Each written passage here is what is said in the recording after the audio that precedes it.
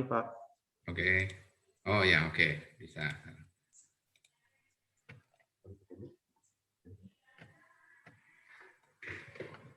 Oke, selamat pagi semuanya, sahabat-sahabat Dhamma di Wihara Puna Sampada.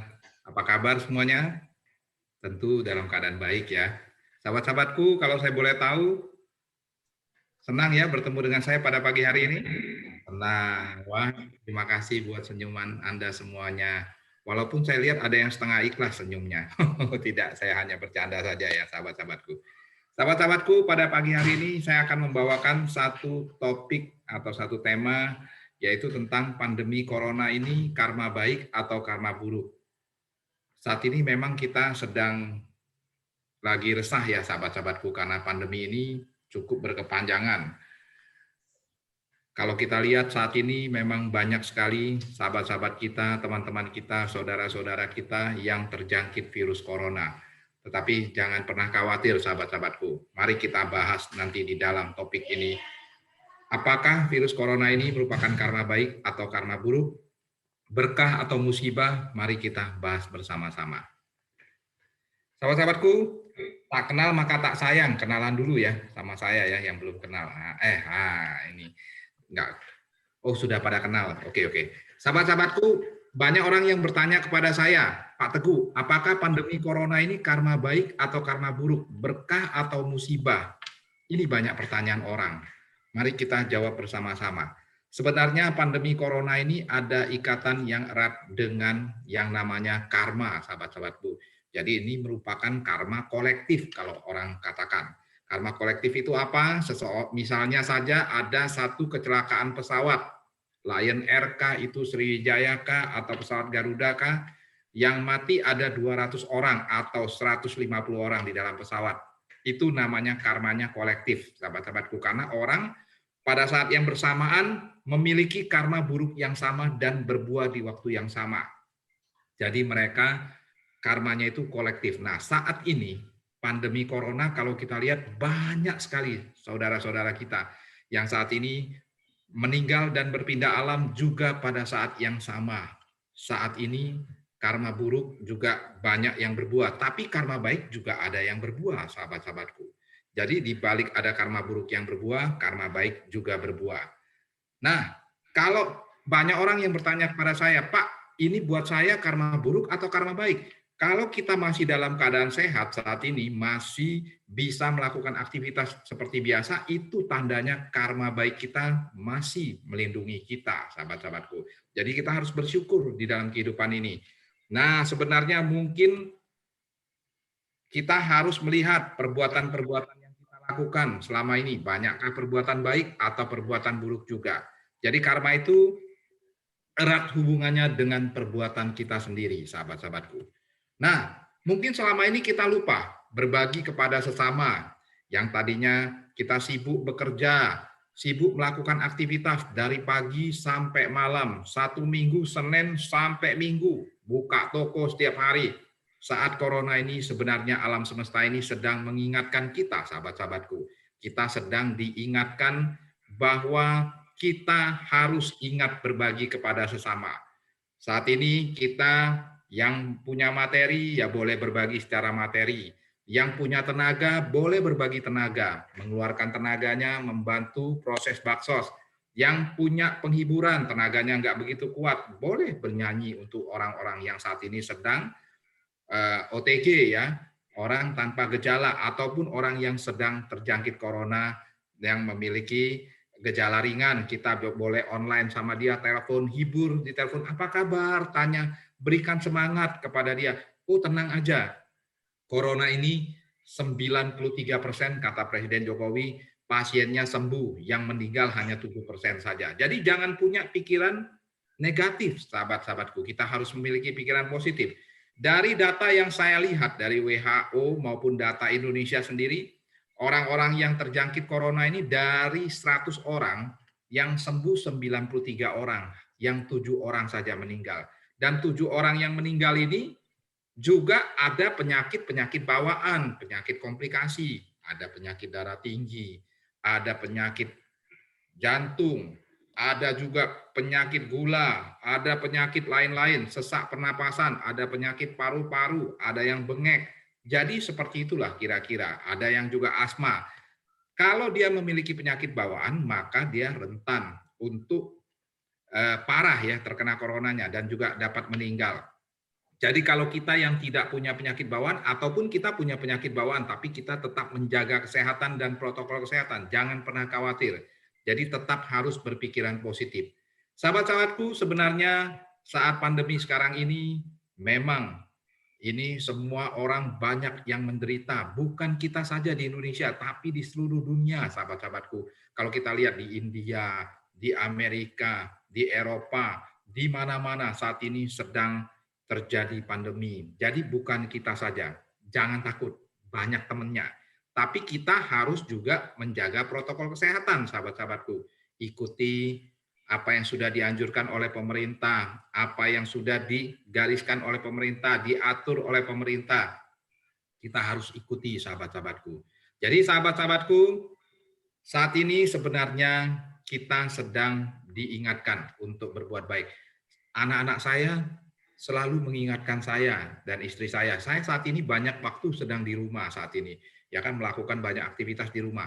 Istri saya bilang, iya, kalau tidak pandemi, mana ada papa waktu di rumah. Anak-anak saya bilang juga, Dedi mana punya waktu di rumah. Sebentar sama Om Tony Yoyo pergi. Bisa pergi ke Singkawang, bisa pergi ke Kalimantan, ke Pontianak, nanti diundang di Bali, diundang di Medan, diundang di Surabaya, diundang di Malang, nanti lagi diundang kemana lagi. Banyak undangannya. Pergi sama Om Tony Yoyo, Om Wedianto, Om Robi Oktober, ganti-ganti katanya. Waduh, Dedi mah sibuk. Mana pernah punya waktu untuk makan bersama kita, ya kan? Untuk bermain bersama anak. Sekarang, Dedi itu diingatkan oleh alam semesta ini, oleh Sang Pencipta, diingatkan untuk lebih dekat dengan kami. Saat ini bisa makan bareng. Saya saat ini, sahabat-sahabat Dhamma, bisa makan bersama keluarga saya. Sarapan pagi, makan siang, makan malam bersama. Main sama anak saya, main Uno Stako, main juga monopoli, main catur sama anak saya, main ular tangga, main permainan lainnya, ya kan? Yang mainan tradisional saja, tidak, anak-anak tidak saya biarkan setiap jam memegang gadget dan handphone. Jadi kami ada waktunya. Kapan anak-anak boleh memegang gadget, kapan boleh memegang handphone, tidak setiap saat. Jadi ada kalanya kita bermain mainan tradisional. Saat bermain Uno Staku, saya mengajarkan anak-anak saya untuk membuat pondasi di dalam kehidupan ini supaya lebih kuat. Jadi Uno Staku itu kan disusun-susun-susun. Kalau kita nariknya tidak kuat, maka dia akan roboh. Nah, seperti itulah manusia. Manusia juga harus memiliki pondasi yang kuat di dalam kehidupannya. Kalau pondasinya tidak kuat, maka kita gampang roboh, sahabat-sahabatku. Saat bermain ular tangga, saya mengajarkan anak-anak saya. Nah, ini seperti kehidupan. Orang saat bisa di atas, nanti tiba-tiba bisa jatuh ke bagian yang paling bawah. Saya bilang begitu sama anak saya. Saat kita bermain congklak, saya mengajarkan anak-anak saya untuk menabung, mengisi lumbung-lumbung, dan ketika ada lumbung-lumbung yang kosong, juga diisi. Jadi anak-anak saya ajarkan untuk belajar menabung. Kalau saat kita punya rezeki yang banyak, ya ditabung. Saat nanti kita sedang susah, sedang berkekurangan, uang tabungannya bisa dipakai. Seperti saat ini, sedang pandemi, sahabat-sahabatku. Kita boleh mengambil uang tabungan kita untuk dipakai untuk kehidupan sehari-hari. Yang banyak juga teman-teman kita yang usahanya saat ini sedang tidak baik, termasuk saya. Semua lini usaha saya saat ini sedang anjlok. Ada juga sahabat-sahabat saya yang kerja saat ini di PHK, yang kerja 1 hari masuk, 1 hari tidak masuk, otomatis uang makan dan uang transport juga berkurang. Boleh memakai tabungan yang sudah dipakai. Ingat, guru Buddha kita juga mengingatkan kita bahwa kita boleh memakai apapun rezeki yang kita dapatkan. Boleh menikmati apapun hasil kerja kita, tapi juga kita harus menabung untuk berjaga-jaga.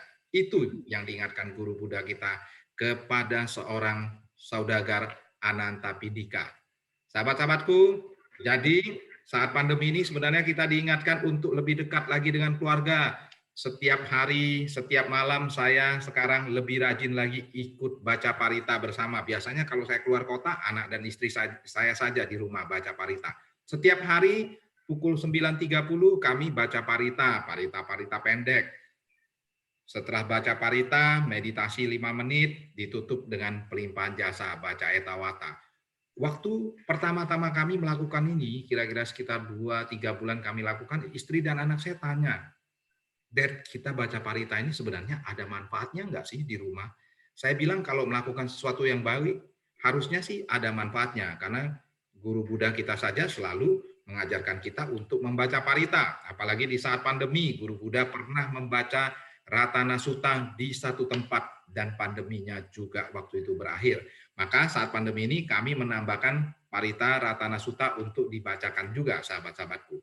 Sahabat-sahabatku, 3 bulan dari 3 minggu dari istri saya bertanya kepada saya dan kemudian istri saya mendapat jawaban dari pertanyaannya ini. Jawabannya bagaimana, sahabat-sahabatku? Tiba-tiba suatu hari ketika istri saya tidur, dia bermimpi. Bermimpi didatangi oleh seluruh makhluk yang tinggal di rumah kami. Jadi di rumah kami ini yang tinggal ada makhluk yang tampak, yaitu kami sekeluarga. Dan ada makhluk yang tidak tampak, sahabat-sahabatku. Makhluk yang tidak tampak ini ada yang tidak ada kepala, ada yang tidak ada tangan, ada yang bentuknya tidak beraturan, kata istri saya. Datang dan mengucapkan terima kasih kepada istri saya. Istri saya kaget. Kenapa kalian semua mengucapkan terima kasih? Iya, Bu. Kami mengucapkan terima kasih kepada Ibu. Kenapa? Karena Ibu sekeluarga setiap malam sudah membacakan parita-parita suci buat kami juga. Ibu melimpahkan jasa buat kami yang tinggal di sini semuanya. Kami juga melakukan pembinaan diri, Bu. Jadi dengan dilimpahkan jasa-jasa kebaikan oleh ibu sekeluarga, kami lebih baik lagi pembinaan dirinya, jadi lebih bagus lagi, lebih tenang, lebih adem. Wah, saya baru merasakan kata jawaban istri saya pertanyaan istri saya sudah dijawab, sahabat-sahabatku. Pantesan kata saya, semenjak kita membaca parita-parita beberapa bulan kemudian, rumah saya berasa lebih adem, sahabat-sahabatku. Yang tadinya juga ada pertikaian, ada gesekan, menjadi berkurang. Yang di rumah saya kan, saya tinggal juga ada ibu saya, mertua perempuan saya, tinggal juga bersama saya. Ya, namanya sendok dan garpu saja bisa beradu ya kan, katanya piring dan mangkok saja bisa bersentuhan, ya namanya orang tinggal satu rumah, ada saja gesekan-gesekan. Tapi semenjak kami sering membacakan parita, gesekan ini boleh dibilang sangat kecil sekali, sahabat-sahabatku. Rumah jadi lebih adem, jadi lebih tenang, lebih dingin. Nah, sahabat-sahabatku, kalau saya boleh saran, mungkin satu juga keharusan ya, bacalah setiap hari. Sebelum tidur, sediakan waktu 15 sampai 30 menit. Satu keluarga baca, kalau keluarganya ada yang belum agama Buddha, ya nggak apa-apa, kita sendiri baca. Di depan, kalau tidak punya altar, ya di depan rupang saja. Kalau tidak punya rupang, menghadap saja. Menghadap kemana? Ke timur, bagusnya ya kan. Bacakan parita-parita suci, sahabat-sahabatku. Parita-parita yang pendek saja, meditasi dan tutup dengan pelimpahan jasa. Baik itu etawata maupun patidana, apa saja boleh saja. Nah, saat pandemi ini, boleh ditambah dengan membacakan Ratana Sutta ya, sahabat-sahabatku. Nah, kami juga ganti-ganti, kadang-kadang baca Karania Metta Sutta, kadang-kadang baca-baca yang lain juga, sutta-sutta yang lain. Ini banyak sekali manfaatnya, sahabat-sahabatku. Nah, sahabat-sahabatku, kalau orang berkata bahwa saat ini, Pak, ini kayaknya karma buruk saya sedang berbuah. Siapa yang bilang? Banyak juga bisnis-bisnis yang saat ini sedang bersinar, sahabat-sahabatku. Teman saya jualan alat-alat kesehatan, jualan obat-obatan. Hari ini semua stoknya habis katanya. Kemarin baru jual Invermax, sampai stoknya tidak bisa ditahan lagi, semuanya dibeli orang katanya. Harga sudah dinaikin pelan-pelan juga tetap bersih. Wah, ini berkahnya luar biasa, sampai dia lebih banyak berbagi saat ini. Karena apa? Karena dia diberikan berkah luar biasa. Jadi di balik terjadinya sesuatu, sahabat-sahabatku, suatu keadaan itu ada yang diuntungkan dan ada juga yang dirugikan. Jadi yang punya karma baik ya tetap diuntungkan, yang punya karma buruk pasti dia akan mengalami kerugian. Nah, sahabat-sahabatku, kalau kita saat ini karma buruk kita sedang berbuat, tidak ada masalah. Kita banyak berbuat karma baik saat ini, mungkin berbagi, tidak punya materi, kita keluar tenaga. Mungkinlah saat ini, sahabat-sahabatku, kita akan mengubah karma buruk kita yang berbuah menjadi sesuatu yang lebih baik. Kalau kita lihat saat ini, nah Zoom, pemilik Zoom ini tiba-tiba menjadi salah satu orang terkaya di dunia loh, tiba-tiba. Wah, yang jadi orang salah satu terkaya di dunia. Asuransi, bisnis asuransi, orang takut meninggal, takut anak-anaknya nggak punya uang nanti ketika dia meninggal. Banyak orang beli asuransi. Maaf, saya bukan agen asuransi ya. Banyak juga bisnis online yang laku. Ibu-ibu sekarang, bapak-bapak males keluar rumah, pesan semuanya pakai online. Istri saya pesan A, B, C, D, semuanya online. Tiba-tiba datang online, datang lagi Grab, datang Gojek setiap hari kirim barang. Wah, bisnis online sangat bagus. Bisnis IndiHome juga bagus saat ini. Netflix, Inflix juga bagus. Ibu-ibu terutama nonton drama Korea saat ini. Wah, istri dan anak perempuan saya sangat suka nonton drama Korea. Sampai kalau masak, selesai masak ngomongnya juga gaya Korea. Jinjayu, Annyeonghaseyo, katanya. Waduh, ngomongnya sudah gaya Korea semua ibu-ibu sekarang. Sudah ketularan demam Korea. Jadi sahabat-sahabatku, di balik kejadian suatu keadaan ada memang sesuatu yang diuntungkan, ada juga yang dirugikan. Kalau kita lihat saat ini bisnis-bisnis yang bersinar banyak sekali, tapi banyak juga bisnis yang redup saat ini, sahabat-sahabatku. Orang yang buka pabrik saat ini, pabriknya harus tutup. Jualan mobil juga tidak ada pembeli saat ini. Yang buka toko di mall, di trade center, saat ini sedang susah karena apalagi sedang PPKM begini, mall ditutup. Ya kan, pusat perbelanjaan ditutup juga, semua dibatasi, jalan-jalan diblok. Memang ini suatu hal yang tidak baik bagi sebagian orang. Tapi tidak apa-apa, sahabat-sahabatku, kita tetap selalu bersyukur. Kalau kita melihat banyak orang yang berada posisinya di bawah kita, yang jauh lebih menderita dari kita saat ini. Mereka yang tidak punya rumah, mereka yang saat ini mau makan aja susah, mereka yang saat ini masih berada di Wisma Atlet dan juga di rumah-rumah sakit lainnya, yang sedang masih kesakitan, sesak napas, masih berjuang untuk mengalahkan virus corona. Jadi sahabat-sahabatku, bersyukurlah di dalam kehidupan Anda. Nah, sahabat-sahabatku, guru Buddha kita mengatakan bahwa setiap tindakan yang disadari oleh seseorang itu ya yang disebut dengan karma. Jadi tindakan yang disadari oleh seseorang, itulah yang disebut dengan karma, sahabat-sahabatku. Nah, karma itu meleset atau tidak? Kelihatannya meleset, tapi sebenarnya tidak meleset. Coba lihat, sahabat-sahabatku.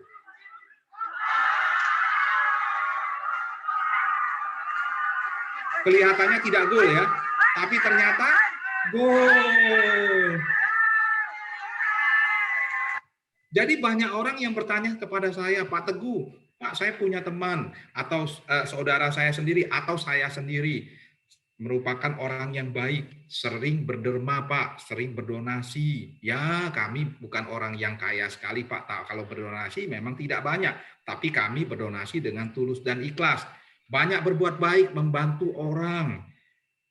Orang kesusahan kita bantu Pak, walaupun nggak punya banyak materi, bantu tenaga, bantu penghiburan, kita hibur orang-orang yang susah. Tapi kenapa Pak? Kami masih dalam hidupnya masih dalam penderitaan, masih dalam kekurangan. Hidup kami juga sering mengalami kesialan-kesialan dan juga sering juga mengalami bencana dan juga malapetaka. Tapi saya punya teman Pak, satu Pak, dia bermata pencariannya kurang baik, mencari uang dengan cara-cara yang tidak baik, sering berbohong, tidak jujur, juga kelakuannya tidak baik kalau ngomong kata-katanya kebun binatang. Tapi Pak, hidupnya sangat mewah, kaya raya, anak-anaknya sekolah tinggi, hidupnya dalam prestis. Kenapa ya Pak? Kayaknya karma ini tidak adil deh Pak. Hukum karma itu tidak adil dan tidak akurat, meleset hukum karma ini. Siapa yang hilang, sahabat-sahabatku? Sahabat-sahabatku, manusia itu kadang-kadang seperti bola tadi, tampak dia tidak akurat hukum karma, tapi sebenarnya sangat akurat sekali. Jadi kalau orang-orang yang saat ini masih menikmati prestis dalam kehidupannya, masih menikmati kebahagiaan, kemewahan dalam kehidupannya, itu bukan berarti dia dengan apa yang dilakukannya saat ini, dia mendapatkan itu. Itu salah, sahabat-sahabatku. Jadi apa yang dia lakukan di dalam kehidupan dia sekarang, nanti dia akan nikmati ke depannya ataupun di kehidupan selanjutnya. Yang dia terima saat ini adalah buah hasil daripada karma baik yang dia lakukan di kehidupan masa lalu. Tabungannya masih banyak, tapi begitu tabungannya habis, nah, orang tersebut mendapatkan bencana, pabriknya terbakar, yang korupsi ditangkap sama aparat yang berwenang, ada lagi orang yang divonis penyakit yang gawat, penyakit yang fatal, cancer, ataupun penyakit lainnya, anaknya meninggal, istrinya meninggal dalam penderitaan. Itu sahabat-sahabatku, karena tabungan karmanya sudah habis. Jadi orang kalau dengar kata karma itu jangan pikirannya negatif. Orang banyak kalau sudah dengar karma, wah ini halnya jelek pasti. Kepercayaan bahwa karma itu adalah sesuatu yang jelek. Itu salah sahabat-sahabatku. Jadi sahabat-sahabatku, kehidupan kita sekarang ini saya sudah banyak berdiskusi dengan para biku dan juga bante, para biksu juga, para suhu dan juga para ulama-ulama rohaniawan lainnya. Kami sepakat bahwa di kehidupan ini kita bisa merubah apapun buah karma kita yang berbuah dari kehidupan sebelumnya. Jadi di kehidupan sebelumnya mungkin kita banyak melakukan karma buruk, bisa kita rubah di kehidupan sekarang. Buktinya siapa? Buktinya saya sendiri, sahabat-sahabatku. Kalau kita lihat Teguh Taslim kecil, waktu umur 4 tahun, papanya jatuh terpleset, 18 tahun, mengalami stroke. Hidup saya waktu kecil sangatlah susah, sahabat-sahabatku. Harus jalan kaki 7-8 kilometer. Tentu karma buruk saya di kehidupan sebelumnya pastilah banyak dan berbuah waktu itu. Tapi dengan sabar, dengan tegar, saya tetap belajar, saya tetap berbagi di dalam kehidupan saya. Saya membagikan ilmu pengetahuan yang saya miliki, otak saya yang lebih encer, saya bagikan kepada teman-teman saya. Bukan otaknya yang dibagi ya, tapi ilmu pengetahuannya yang dibagi. Jadi saya berbagi ilmu pengetahuan, ya kan, berdoa, berusaha, bekerja, belajar dengan tekun. Akhirnya sahabat-sahabatku, saya bisa merubah nasib saya seperti saat ini. Itu tandanya karma buruk bisa dirubah. Jadi ingat, bedakan antara nasib dan takdir. Takdir, Teguh Taslim dilahirkan di Palembang menjadi anak kedua orang tua saya. Itu namanya takdir. Tidak bisa dirubah. Tapi yang namanya nasib, Teguh Taslim kecil, hidupnya susah, berdoa, berusaha, berbagi, dan juga bekerja keras. Akhirnya Teguh Taslim berubah menjadi kehidupannya saat ini. Itu namanya nasib. Suatu hari saya bertanya dengan seorang karyawan saya yang datang dari Pati, Jawa Tengah. Dia bekerja di perusahaan saya, di hotel saya. Saya tanya, Mas, kenapa datang jauh-jauh dari Jawa Tengah mau bekerja di hotel saya? Pak, saya ingin merubah nasib, Pak Teguh. Oh, iya, iya, bagus sekali. Saya bilang, ingat, nasib itu bisa dirubah, tapi takdir yang tidak bisa dirubah. Saya ditakdirkan lahir di Palembang menjadi anak kedua orang tua saya. Itu tidak bisa dirubah. Tapi saya kecil hidupnya susah, saya bekerja keras, berusaha, belajar, berdoa, berbagi ilmu pengetahuan yang saya miliki, dan saya berubah menjadi orang yang sukses hari ini. Itu namanya nasib, sahabat-sahabatku. Jadi sahabat-sahabatku, hidup kita ini seperti sebenarnya sebuah buku. Setiap hari kita bertemu dengan orang yang kita temui, itulah sebenarnya kisah yang tertulis di dalam kehidupan kita. Jadi sahabat-sahabatku, suatu hari saya ketika naik pesawat bertemu dengan seorang sahabat saya yang merupakan seorang profesor. Sahabat saya ini mau pergi ke destinasi yang sama dengan saya, pergi ke Eropa, waktu itu ke Inggris. Kebetulan saya duduk di sebelah dia dan kemudian saya ngobrol. Oh, lama nggak ketemu ya kan, saya bersama keluarga saya, dia duduk di samping saya. Saya tanya, Prof, apa kabar Prof? Baik Pak Teguh. Profesor, saya tanya, Profesor sekarang tinggal di mana? Oh, saya tinggal di London, Inggris, Pak. Saya diminta untuk mengajar di salah satu universitas di sana. Sekarang satu keluarga kami pindah ke sana. Saat ini saya sedang ada urusan di Jakarta, tapi sudah mau kembali lagi ke London, Inggris. Wah, luar biasa. Saya bilang, hebat sekali si profesor. Saya baru ingat, ternyata sahabat saya, seorang profesor ini, dia adalah seorang pembaca garis tangan terbaik. Dia memiliki ilmu namanya grafologi. Bisa membaca tanda tangan orang, tulisan tangan orang, dan membaca garis tangan orang. Wah, luar biasa. Namanya orang Indonesia, kepo ya kan. Saya tanya juga ke profesor sahabat saya ini, Prof, benar nggak sih Prof, semua manusia itu dilahirkan di dunia ini sebenarnya sudah ditulis skenarionya di garis tangan kita. Oh, sahabat saya langsung bilang, benar Pak Teguh. Pak Teguh mau saya bacakan. Nih, ambil garis tangan Pak Teguh. Nanti saya bacakan dari sejak lahir sampai dewasa, sampai nanti meninggal nanti. Oh, enggak lah Prof. Di sebelah ada istri, malu dong. Nanti ketahuan gimana ya kan? Saya bilang, enggak Prof, terima kasih Prof. Tapi namanya orang Indonesia, kepo juga kan, pengen tahu tetap ya kan. Wah, saya tanya kepada teman saya profesor, Prof, ngomong-ngomong Prof, garis tangan manusia ini bisa berubah nggak, Prof?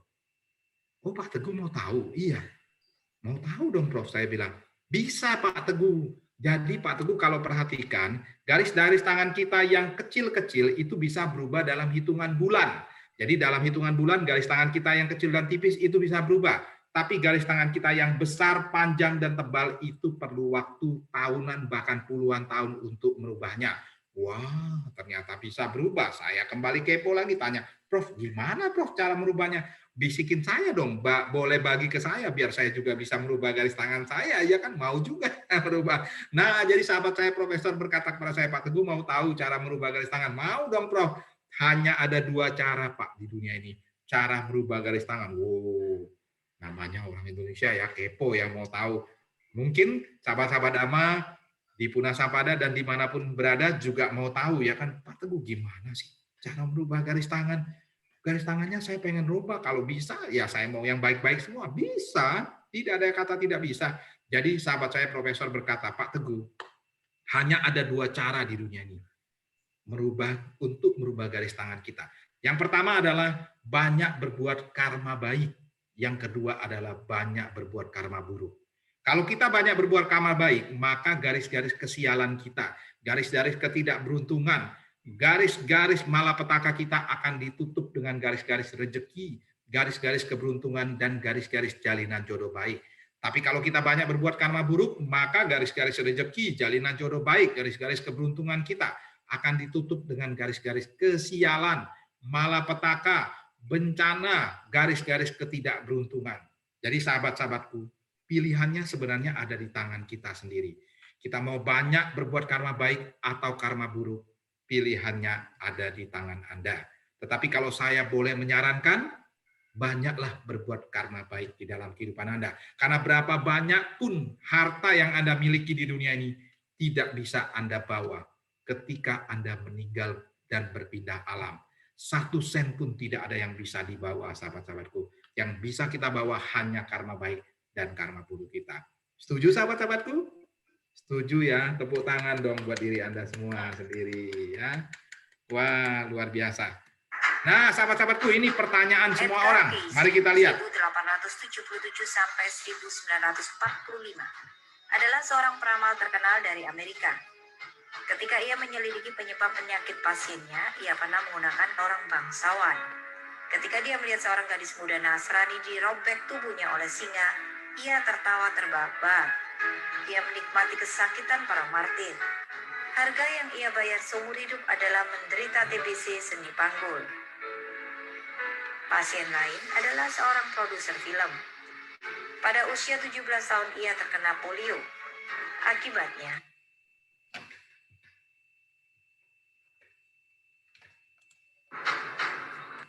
ketika dia melihat seorang gadis muda Nasrani dirobek tubuhnya oleh singa, ia tertawa terbahak-bahak. Ia menikmati kesakitan para martir. Harga yang ia bayar seumur hidup adalah menderita TBC sendi panggul. Pasien lain adalah seorang produser film. Pada usia 17 tahun ia terkena polio. Akibatnya, ia berjalan pincang dengan satu kaki. Ia juga terlibat dalam penganiayaan orang-orang Nasrani. Ia adalah seorang prajurit di masa Roma kuno. Ia diutus untuk menganiaya orang-orang Nasrani yang tidak berdaya. Sebagai prajurit, ia hanya menjalankan perintah. Namun, ia menertawai mereka yang berpegang teguh pada keyakinan mereka. Banyak orang tidak percaya pada pembalasan karma, karena mereka merasa bahwa terlalu banyak orang baik yang menderita dan orang jahat tidak menderita hukuman. Tetapi begitu orang memahami bagaimana karma berjalan dengan aturannya yang rumit, semoga hal itu akan memudahkan mereka untuk menerima konsep karma, bukannya menolaknya. Kita seharusnya tidak menarik kesimpulan hanya pada yang tampak di luar saja. Ada garis waktu untuk kesemuanya. Atau seseorang mungkin menjadi orang baik dalam kehidupan sekarang, tetapi tidak baik pada kehidupan sebelumnya. Jadi, ia harus membayar dulu untuk segala perbuatan kehidupan sebelumnya. Oleh karena itu, di permukaan mungkin tampak bahwa orang baik mengalami kemalangan. Demikian juga ada banyak pelaku kejahatan yang bahkan dapat membuat kekayaan besar dan menikmati prestis. Hal itu karena belum waktunya pembalasan karma menimpa mereka. Seseorang yang telah melakukan hal-hal jahat dalam kehidupan ini mungkin telah melakukan beberapa perbuatan baik di masa lalu. Jadi dalam kehidupan ini, ia menuai hasil atas perbuatan baik di masa lalu. Oleh karena itu, di permukaan tampak bahwa pelaku kejahatan makmur. Beberapa dari mereka masih tidak dihukum dan beberapa yang lain bahkan mendapat promosi. Hal ini kemungkinan terjadi karena sejumlah alasan. Namun bagaimanapun, waktu untuk hukuman mereka belum tiba. Sebenarnya, ada banyak kasus di mana tak lama setelah individu yang bersalah dipromosikan, dia ditangkap, didiagnosis menderita penyakit fatal, atau tewas dalam kecelakaan mobil dan lain-lain, karena ia mengetahui setiap pemikiran kita. Keadilan akan ditegakkan. Ini hanyalah masalah waktu. Orang-orang Tionghoa berkata, orang jahat akan dihukum, yang baik akan dihargai. Segala sesuatu ada waktunya. Jadi sahabat-sahabatku, mengertilah tentang hukum karma ini. Jadi sebenarnya hukum karma itu tidak pernah meleset, sahabat-sahabatku. Orang-orang yang saat ini terlihat hidupnya mewah, terlihat hidupnya sangat bahagia, wah, tapi dia saat ini perbuatannya banyak yang tidak baik. Nah, itu bukan karena perbuatan tidak baik ini menghasilkan hidup yang bahagia dan mewah tersebut, tapi karena banyak tabungan karma dari kehidupan sebelumnya. Banyak juga orang-orang yang baik di kehidupan sekarang terlihat kehidupannya menderita. Itu karena perbuatan di kehidupan sebelumnya banyak perbuatan tidak baik yang menghasilkan karma baik, karma buruk yang harus berbuah di kehidupan sekarang. Jadi sahabat-sahabatku, jika kita banyak berbuat baik di dalam kehidupan sekarang, tetap kita berbuat banyak karma baik, kita akan mengikis karma buruk kita yang berbuah dari kehidupan sebelumnya. Jadi karma buruk apapun yang berbuah dari kehidupan sebelumnya bisa kita kikis dengan karma baik yang kita lakukan di dalam kehidupan sekarang. Dan kehidupan kita bisa berubah menjadi lebih baik. Sahabat-sahabatku, dulu kalau sebelum pandemi, saya setiap hari Kamis menjadi relawan di Rumah Sakit Cinta Kasih. Teman-teman saya dokter semua, banyak dokter kandungan. Saya paling senang kalau pas lagi pergi ke ruangan bayi. Wah, lihat bayi yang lucu-lucu, ya kan? Wah, pada menangis, pada tersenyum, pada lagi tertawa. Wah, saya bahagia sekali lihat. Sahabat saya seorang dokter kandungan bertanya kepada saya, Pak Teguh, saya sudah 25 tahun jadi dokter kandungan. Lama juga ya dok, iya. Tetapi saya belum pernah melihat ada bayi yang terlahir di dunia ini, begitu dia lahir, dia tertawa terbahak-bahak. Semua bayi di dunia ini begitu dia keluar dari rahim ibunya dan melihat dunia ini, semua histeris menangis, sahabat-sahabatku. Jadi saya berkata kepada sahabat saya yang merupakan seorang dokter ini, Sesiung, saya bilang, ada satu bayi di dunia ini yang begitu dia lahir, dia tidak menangis. Dia bahkan tersenyum dan berkata, nah, siapakah bayi itu? Bayi itu adalah guru agung kita, Sang Buddha Gautama, sahabat-sahabatku. Oh, begitu ya, Sesiung. Nah, kemudian sahabat saya yang merupakan seorang dokter ini kembali dia bertanya kepada saya, Sesiung, tahu tidak sih kenapa bayi di dunia ini begitu keluar dari rahim ibunya, mereka semuanya histeris, berteriak dan menangis. Kenapa bayinya tidak tertawa saja atau tersenyum saja? Nah, ini pertanyaan banyak orang. Mungkin juga pertanyaan Anda sendiri, ya kan? Tanya, kenapa sih bayi itu harus menangis kalau lahir? Kenapa tidak tersenyum saja atau tertawa terbahak-bahak? Sahabat-sahabatku, jawaban daripada pertanyaan teman saya dan jawab pertanyaan Anda semua adalah sebenarnya ketika bayi lahir dan keluar dari rahim ibunya, dia melihat dunia ini, dia menangis. Kenapa dia menangis? Karena dia sudah harus menanggung karma buruk yang berbuah dari kehidupan sebelumnya. Jadi karmanya itu sudah mengejar dia dan berbuah di kehidupan dia saat ini. Makanya bayinya nangis. Dia takut banyak karma buruknya yang berbuah. Tapi don't worry, sahabat-sahabatku. Apapun karma buruk yang berbuah dari kehidupan kita sebelumnya, bisa kita kikis dengan karma baik yang kita lakukan di kehidupan sekarang. Jadi yang tadinya Anda mungkin akan mendapatkan kecelakaan besar, mungkin juga akan mendapatkan kecelakaan mobil atau apapun. Bila Anda banyak berbuat baik, membantu sesama, berbagi kepada banyak orang, membantu wihara, tidak membantu dengan materi, membantu dengan tenaga, membantu dengan perhiburan dan semangat, yang tadinya Anda akan mendapatkan kecelakaan, mungkin hanya diganti dengan diserempet sepeda saja, ya kan? Atau disenggol oleh becak sedikit saja, tidak luka bahkan, atau lecet sedikit saja. Itu tandanya Anda masih dilindungi oleh karma baik Anda, sahabat-sahabatku. Nah, sahabat-sahabatku, di dalam Parita sebenarnya sudah jelas, di dalam Parita kerap kali guru Buddha kita berkata bahwa aku adalah pemilik, pewaris, lahir, berhubungan, dan terlindung oleh karmaku sendiri. Jadi apapun yang kuperbuat, baik ataupun buruk, itulah yang akan kuwarisi. Jadi tidak ada ya sahabat-sahabatku, orang yang berpikir bahwa, wah inilah karena bapaknya nggak bener ini, karena mamahnya berbuat banyak yang nggak benar, orang tuanya berbuat banyak nggak benar, anaknya jadi kena karmanya. Itu pemikiran yang salah, sahabat-sahabatku. Karma itu dihasilkan oleh orang itu sendiri. Jadi orang itu hanya mewarisi karma dia sendiri dan bukan mewarisi karma orang lain. Jadi kalau seseorang mendapatkan penderitaan di dalam kehidupannya, itu karena karma dia sendiri yang berbuah. Baik dari kehidupan yang lalu maupun di kehidupan yang sekarang. Jadi tidak ada hubungannya jika seseorang anak mengalami penderitaan atau mengalami satu musibah, lantas orang menyalahkan kedua orang tuanya. Itu tidak ada hubungannya, sahabat-sahabatku. Jadi orang itu sebenarnya mewarisi karma dia sendiri. Itu yang perlu kita pahami. Nah, sahabat-sahabatku, minggu depan panitia dari Wihara Puna Sampada akan mengundang seorang wanita cantik nanti ya kan. Wah, ini pembicara minggu depan loh. Siapa mau kenalan tidak? Terutama yang laki-laki karena wanitanya sangat cantik sekali. Kalau mau kenalan nanti bilang sama saya. Mari kita nonton bersama-sama.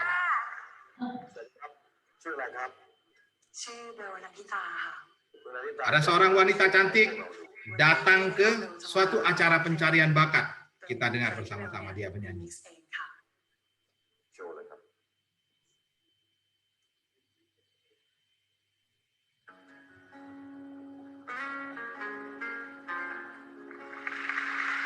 Cantik ya, wah luar biasa.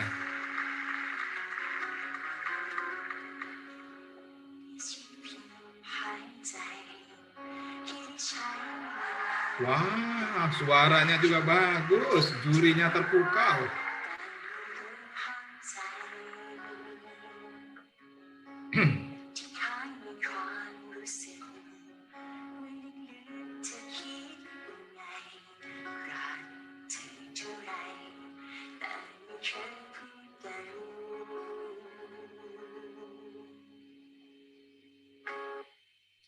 Sahabat-sahabatku, seorang wanita cantik ini datang ke satu acara pencarian bakat, sahabat-sahabatku. Kalau Anda yang laki-laki mau kenalan, boleh nanti minta nomor HP-nya dengan saya ya.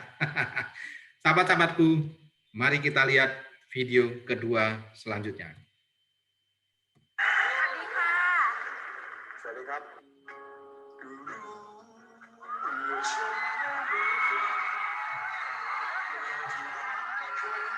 Ketika wanita ini menyanyikan lagu yang kedua, kita lihat ternyata wanita ini adalah seorang waria, sahabat-sahabatku.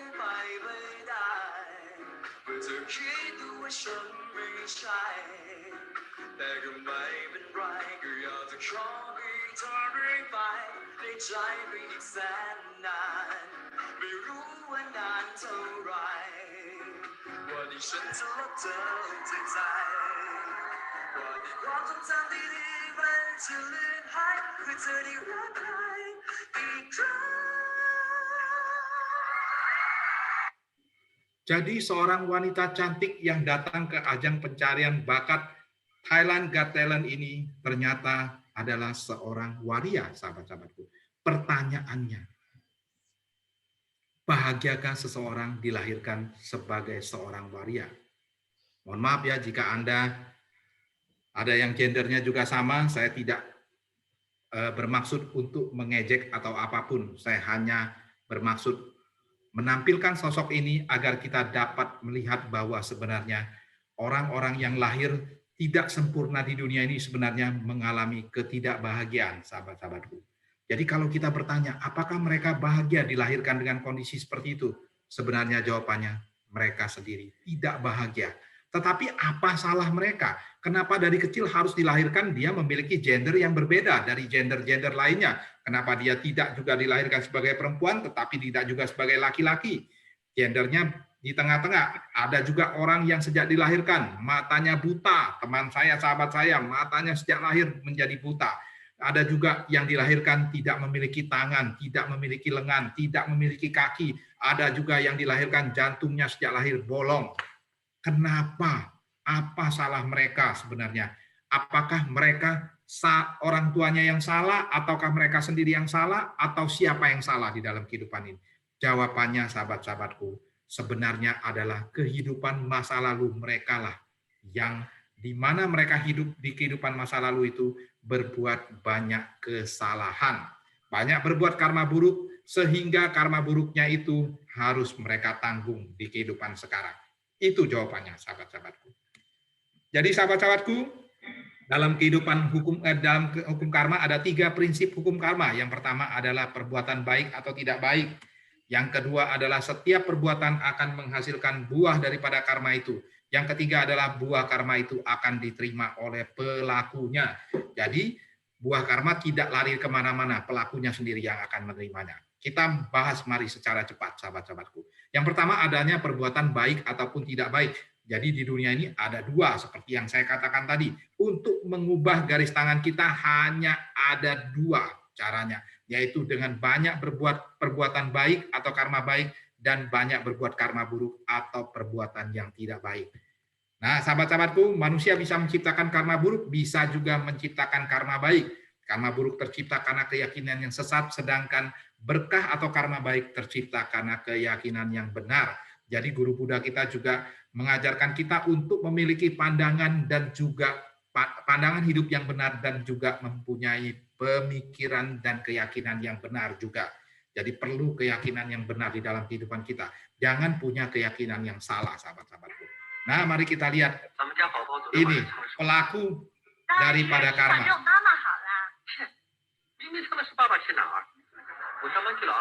Seorang laki-laki ini komplain sama istrinya yang sedang hamil. Dia tanya anaknya kalau sedang nendang-nendang panggil siapa? Panggil mama lah. Papanya kemana kok nggak dipanggil-panggil katanya.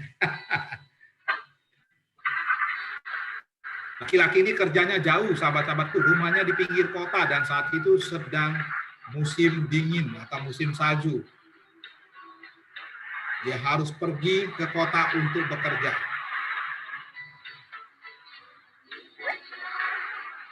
Di dalam perjalanan dia di tengah jalan, istrinya telepon. Ya, istriku. Oh, perut istrinya sudah sakit. Di tengah jalan dia diberhentikan oleh seorang laki-laki yang minta tolong anaknya jatuh di dalam jurang. Dia bilang, wah saya juga punya urusan sendiri. Mohon maaf tidak bisa, tolonglah, dia bilang. Anak saya terpleset, istri saya sudah cari pertolongan ke desa tapi belum dapat.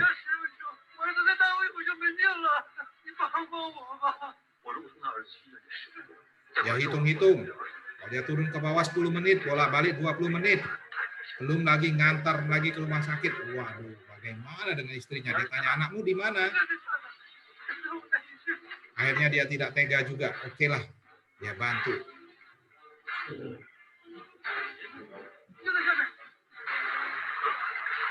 Wah, anaknya jatuh di bawah.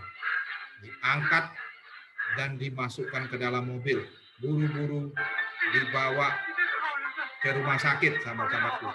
Sepanjang jalan, laki-laki yang merupakan ayah dari anak yang jatuh ini berkata bahwa perbuatan baik pasti akan dibalas baik. Jangan takut, istrimu pasti tidak kenapa-napa.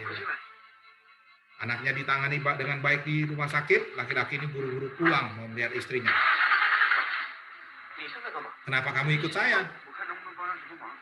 Biarin saya ikut, dia bilang. Anak saya sudah ditangani dokter. Sepanjang jalan, laki-laki ini menelpon ke rumah, menelpon istrinya, tapi istrinya tidak menjawab telepon. Hati laki-laki ini sudah setengah, sahabat-sahabatku. Wah, dia sudah takut sekali.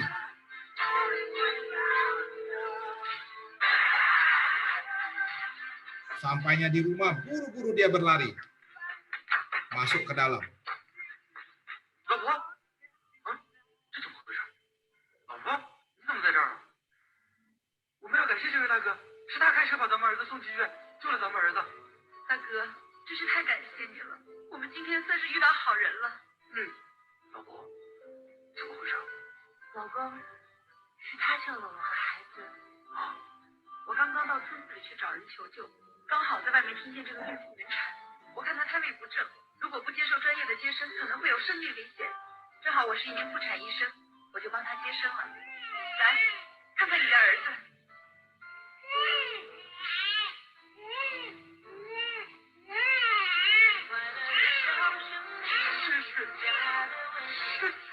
你救了我们全家。这都是应该的。其实当时我真的非常犹豫，不知道是先救孕妇，还是先找人救我们的儿子。还好最后一刻我没选错。当时你爱人向我求救的时候，我也非常犹豫，我不知道是该先回来救我的爱人，还是救你们的儿子。幸亏最后你们都做了正确的选择。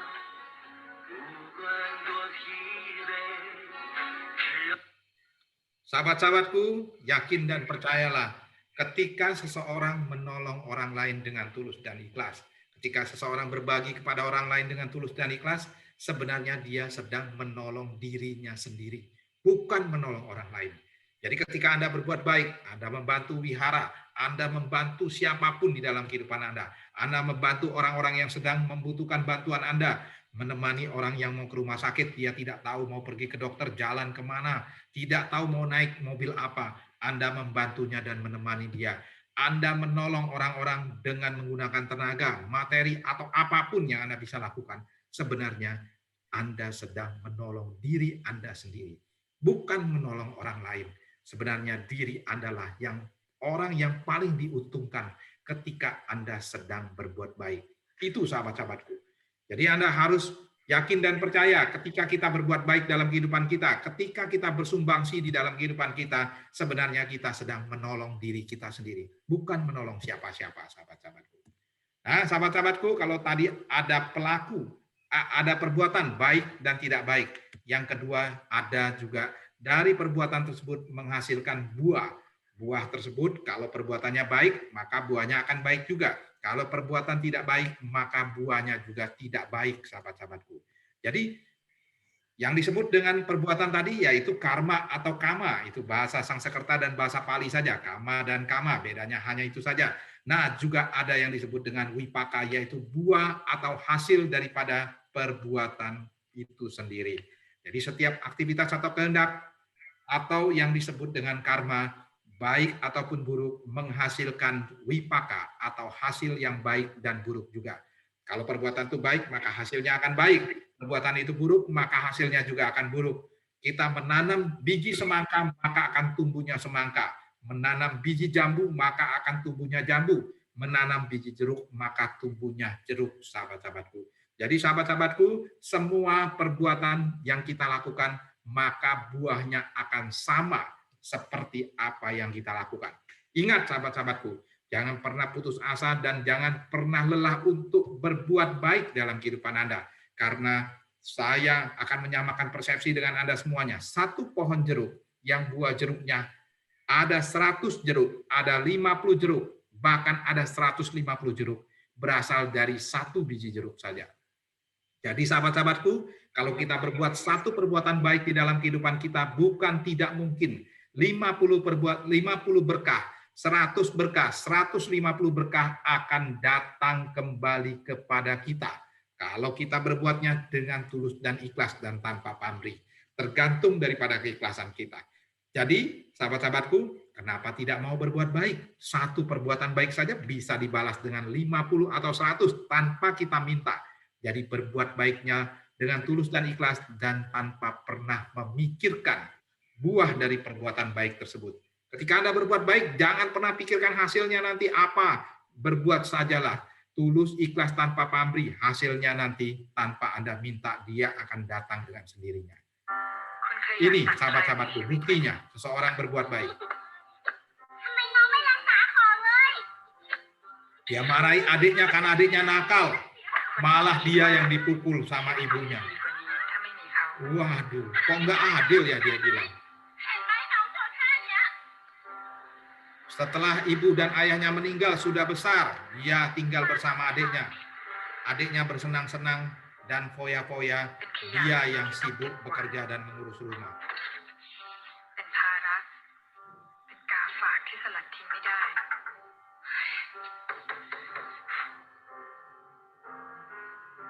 บอกมันเป็นดีเดี๋ยววันนี้ฉันเลี้ยงเอง Uangnya malah dicuri. Adiknya mencuri uangnya dan bersenang-senang dengan teman-temannya. อย่าขโมยเงินเพื่อนๆได้ไหมถ้าพ่อแม่เขาไม่เสียไปแล้วทิ้งแกไว้อย่างนั้นอ่ะลูกนี่จะทิ้งแกไปแล้วแล้วทำไมไม่ทิ้งอ่ะบางทีฉันอยากให้เขาตายด้วยซ้ำ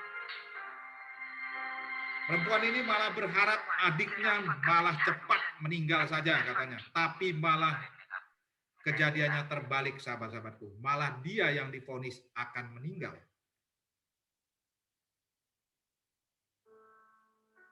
คนที่กำลังจะตายเป็นกลายเป็นฉันซะเอง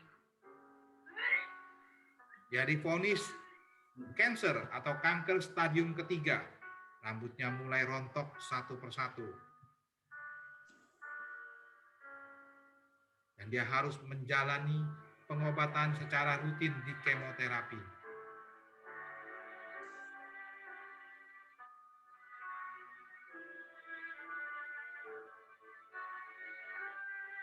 Kita lihat dan buktikan bersama, apakah karma itu bisa salah?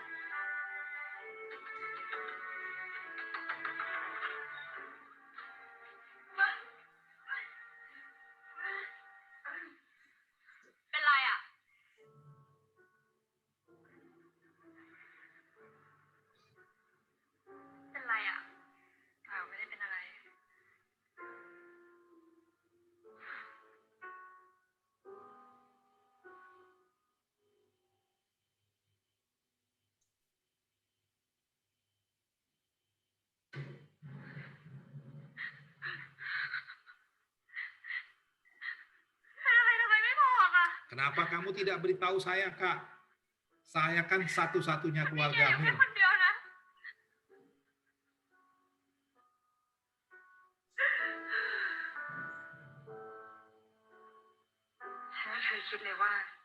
Tidak pernah dia sangka, orang yang dia mau usir dari kehidupannya, ternyata orang inilah yang merawat dia di sisa-sisa kehidupannya dan memberikan harapan hidup untuk dirinya.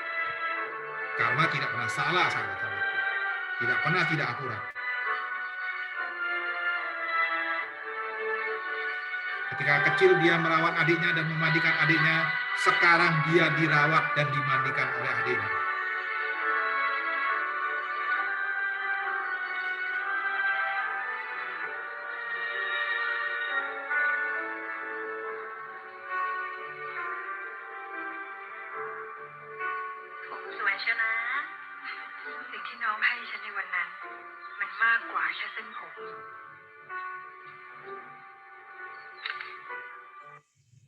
Jadi sahabat-sahabatku, karma itu hasilnya tidak mungkin salah.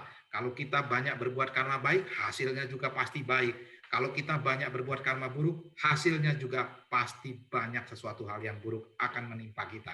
Jadi sahabat-sahabatku, kelihatannya saja hasilnya tidak benar atau tidak akurat, tetapi sebenarnya karma itu sangat akurat dan sangat betul. Nah sahabat-sahabatku, asalkan karma telah terjalin dengan baik, tidak usah khawatir jalinan jodoh datangnya terlambat. Asalkan dapat menemukan jalan, tidak usah takut perjalanan yang sangat jauh. Sahabat-sahabatku, yang terakhir yaitu siapa pembuat karma itu sendiri. Jadi karma, hasil dari karma tersebut akan diterima oleh pelaku dari karma tersebut. Orang yang melakukan karma inilah yang akan mendapatkan akibat atau buah dari karma yang dia lakukan. Siapakah pelaku karma ini? Nah, orang pernah bertanya kepada guru Buddha, "Guru, siapakah pelaku karma itu?" Pelaku karma itu adalah cetana, kehendak atau keinginan. Itulah yang disebut dengan pelaku karma. Jadi, Wedana atau wipaka tadi adalah hasil dari perbuatan atau buah dari perbuatan, hasil perbuatan seseorang tersebut disebut dengan wipaka atau wedana. Sedangkan cetana adalah kehendak atau keinginan. Jadi sahabat-sahabatku, kalau kita punya kehendak di dalam kehidupan kita, itulah pelaku karma. Manusia itu semuanya berawal dari pikiran. Memikirkan sesuatu, memiliki kehendak. Nah, itulah. Pikiran itu berawal, semua perbuatan itu berawal dari pikiran. Jadi kita selalu di dalam dunia ini harus memiliki pikiran yang positif. Kalau kita memiliki pikiran yang positif, maka hasilnya juga akan baik dan positif juga. Nah, mari kita lihat bagaimana seorang anak yang masih kecil, yang masih SD, dia lahir memiliki seorang ibu yang memiliki gangguan jiwa dan memiliki ayah yang amnesia.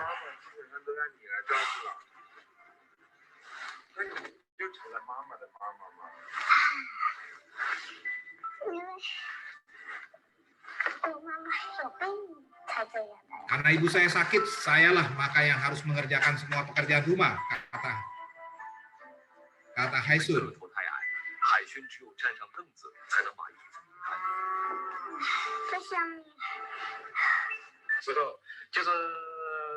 在火坑边玩的时候，那个头就到火坑边，手坏了头，在外面不能够。 Ini adalah ayah dari Haisun.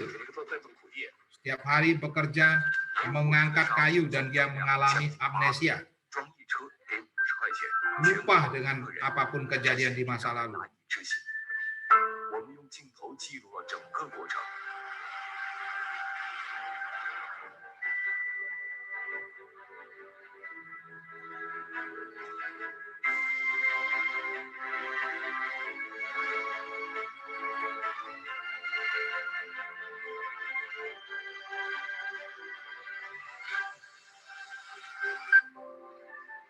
Ini adalah Ibu Haisun yang mengalami gangguan jiwa.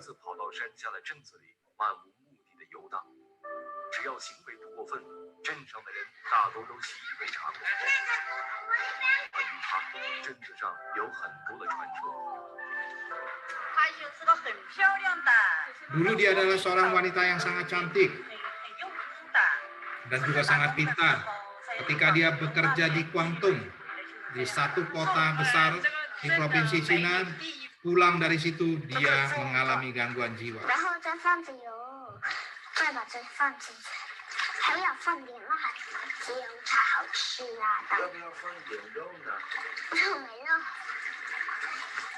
Haisun setiap hari memasak untuk ayah dan ibunya. Hari ini dia masak rebung loh, sahabat-sahabatku.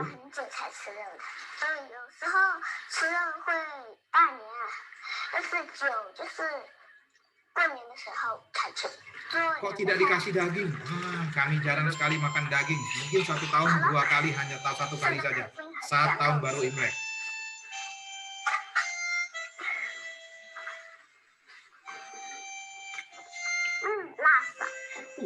Pedas.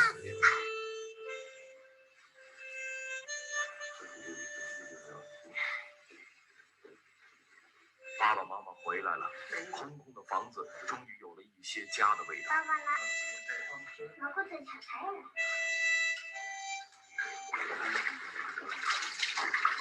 Haisun juga rajin memandikan ibunya. Kita lihat dia mengerawasi ibunya. Ibunya keramas pakai deterjen, bukan pakai sampo lagi, karena kalau tidak dikasih deterjen kumannya tidak mati katanya di rambutnya.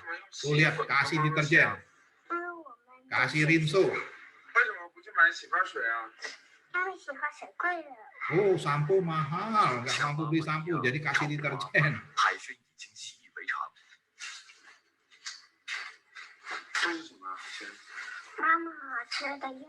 Ini obat ibu. Mahal tidak? Mahal, kata ayah. Ini ibunya saat muda, sangat cantik sekali dan merupakan kembang desa. Karena memiliki hutang karma di kehidupan masa lalu, maka takdir menggariskan ayah dan ibunya seperti ini. Ibunya mengalami gangguan jiwa dan ayahnya mengalami amnesia. Setelah acara televisi ini ditayangkan, banyak orang yang datang dan memberikan sumbangan untuk Haisun.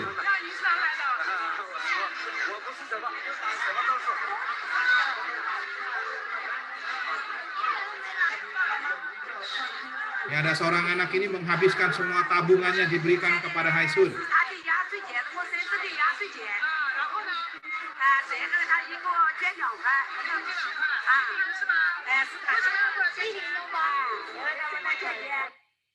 ，Karena kasihan dengan penderitaan Haisun, maka dia menyumbangkan semua tabungannya.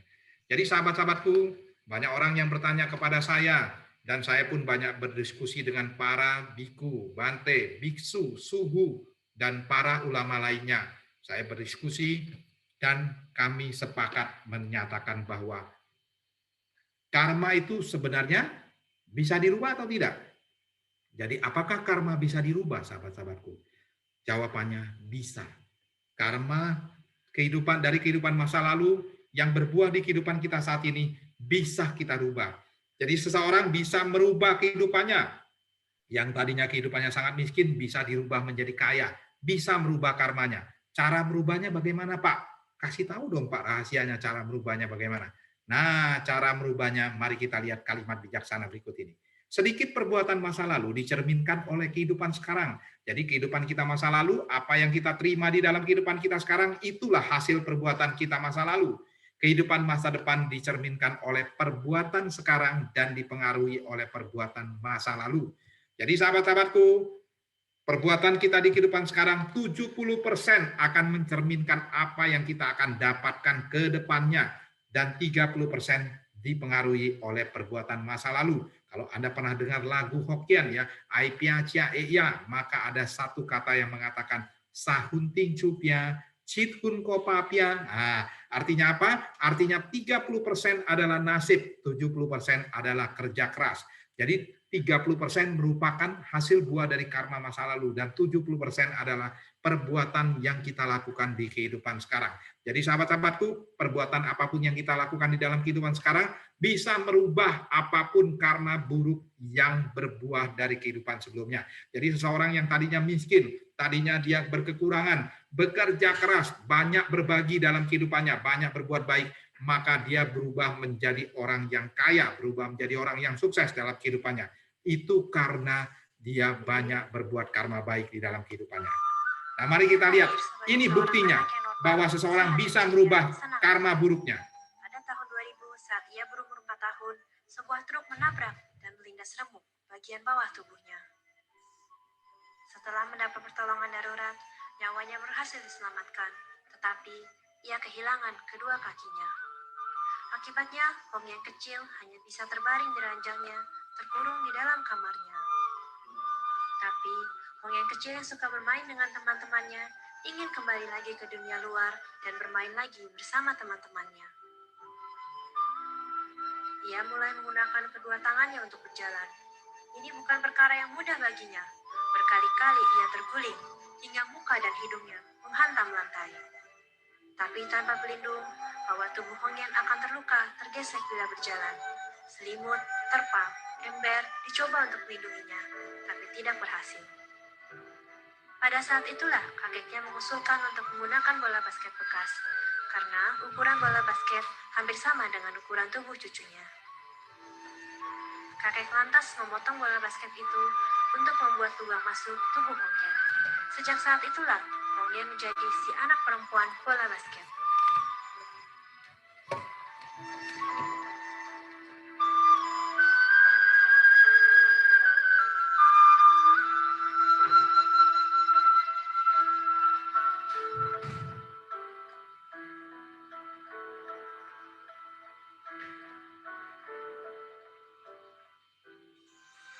Bisa bersekolah bukan berarti kesulitan hidup Hongyan lantas selesai.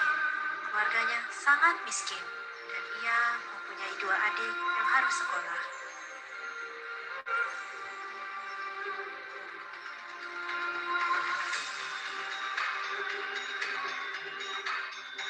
虽然我站起来了，但是有什么事没做？家庭情况也不是太好，然后我长稍微长大以后，如果没有什么成就的话，就觉得很对不起爸爸妈妈。 Tahun 2007, Hongyan menonton kejuaraan para penderita cacat dan berpikir, Inilah kesempatannya untuk meringankan beban orang tuanya. Hong Yan memutuskan untuk tidak melanjutkan sekolahnya dan masuk ke klub renang Yun Chennai. Dimulailah pengembangan untuk menjadi atlet renang. Setiap hari, ia harus berenang 2 kilometer, berlatih angkat beban untuk memperkuat bagian atas tubuhnya. Pelatihnya mengatakan, Hong Yan berlatih sangat rajin dan tanpa mengeluh. Pada saat anak lain pulang liburan, ia tetap di asrama berlatih. Semangat yang luar biasa ini membuatnya dalam waktu 3 bulan melewati mereka yang sudah berlatih lebih dari setahun. Dia tidak ingin dikasihani. Chan Ji-ren, Wu Shou-fei-ren. Orang cacat bukan berarti orang tidak berguna. Dia orang yang tidak menyerah pada brutalnya nasib hidupnya. Dia bersedia bertarung dengan kondisi dirinya yang cacat. Hidup adalah sebuah perlombaan. Selalu ada pemenangnya. Dan pemenangnya adalah mereka yang menang melawan dirinya sendiri.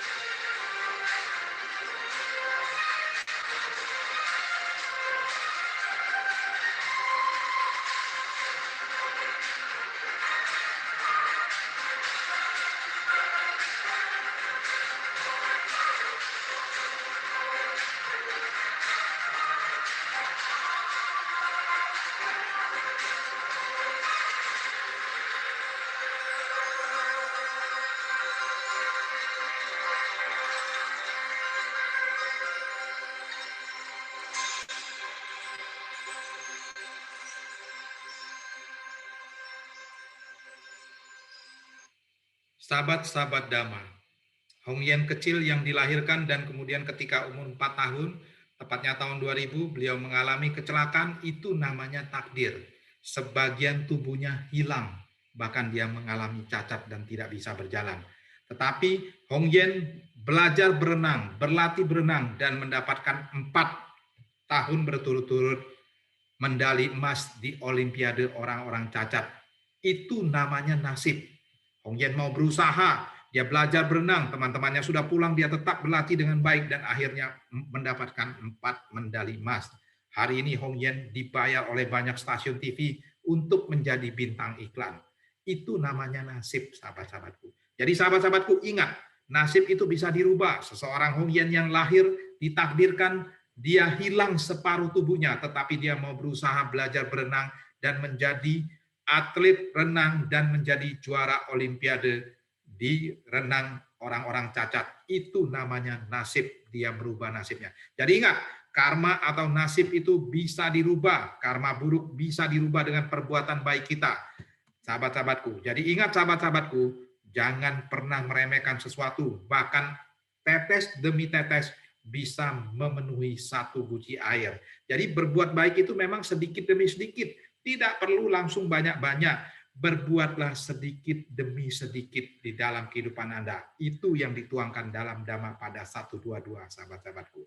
Jadi sahabat-sahabatku, saat ini sedang pandemi corona. Kita harus banyak bersyukur saja di dalam kehidupan kita. Lakukanlah segala hal yang menjadi kewajiban kita dengan baik. Dan kita terimalah segala sesuatu yang dihadapi dengan sukacita.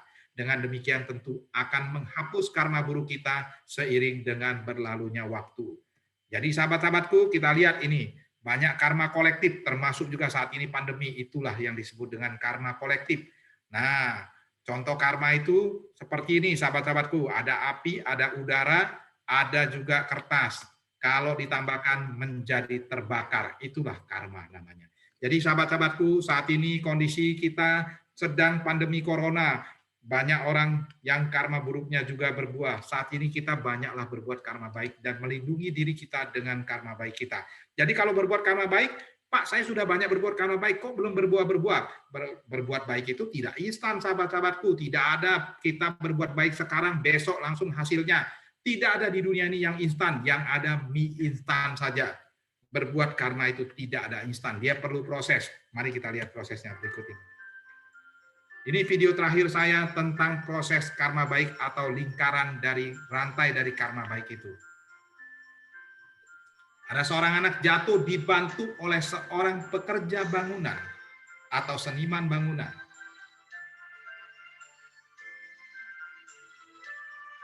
Kita lihat dia akan muter seperti rantai. Anak ini kembali membantu seorang nenek yang mau menyeberang jalan.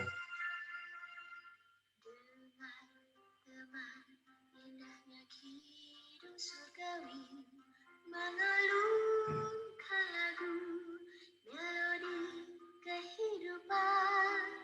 Sungguh indah hidup tak ada noda. Sungguh indah hidup dalam cinta. Mari Ketika nenek ini berjalan, dia bertemu dengan seorang ibu-ibu. Ibu-ibu ini kalau di luar negeri bayar parkir itu pakai meter, namanya parkir meter, dan bayarnya pakai uang logam. Ibu ini cari-cari uang logam, tidak ada. Maka nenek ini memberikan uang logam kepada ibu tersebut. Wah, baik sekali ya. Padahal hanya uang logam, tapi saya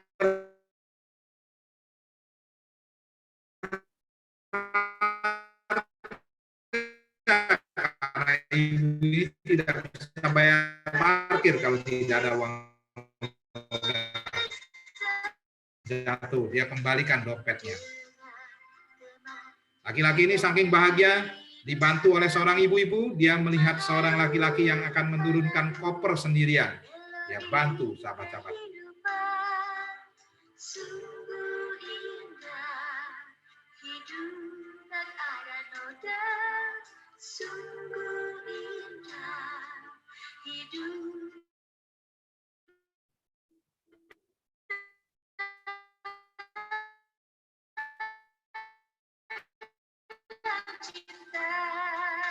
Laki yang mengangkat koper ini sangat bahagia, karena kalau dia angkat sendirian, maka mungkin dia tidak bisa menurunkannya. Maka dia beli hotdog. Dia beli 2 hotdog. Pertama dia beli 1, tapi dia melihat kemudian ada seorang tunawisma, maka dia beli 2 hotdog. Dan penjual hotdog ini memberi dia bonus, kasih bonus air minum.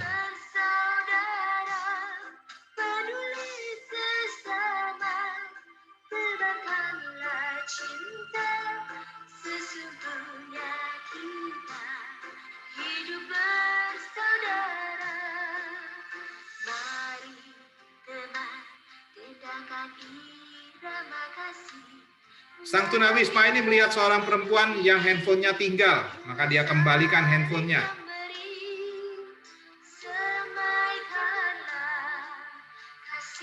Sang perempuan yang handphonenya tidak jadi hilang ini sangat bahagia.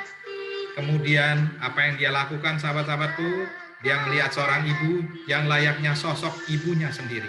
Maka dia membeli beberapa tangkai bunga untuk dipersembahkan kepada ibu tersebut.